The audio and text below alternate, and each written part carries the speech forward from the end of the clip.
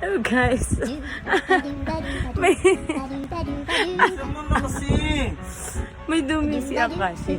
Tapos alam nyo ba yung nangyari? Yung dumi niya kasi guys, na-stuck na sa may puwet. Tapos, yung mga natin nakita, para medyo maliwanag sa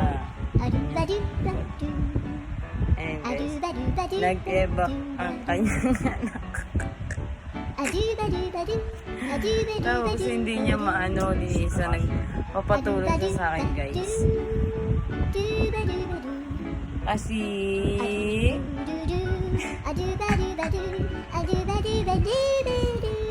may mo para may ano ko waiting sa pagpapaninis. Anong gagawin ko?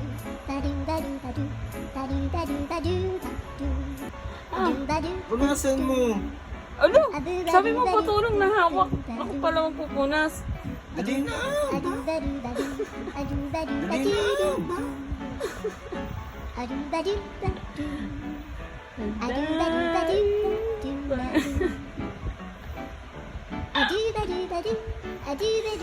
Ikaw na kaya mo na yan.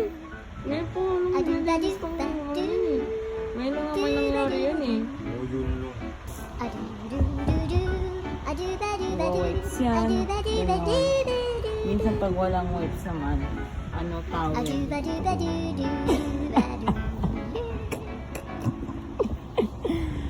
Babatungan ko ng camera, wait lang. Pupunasan mo lang, hindi mo pa magawa.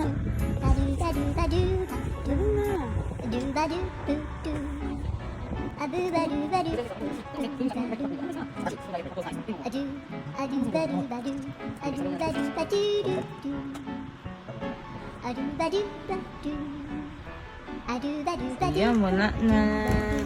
Itlog, ang laki ng itlog. Punas time na siya. Tuwing gabi kasi ganyan ginagawa sa kanya para makatulog siya maayos. Fresh yung pakiramdam niya, diba? Kasi kahit nung baby pa siya, ganyan din ginagawa namin sa kanya. Push na!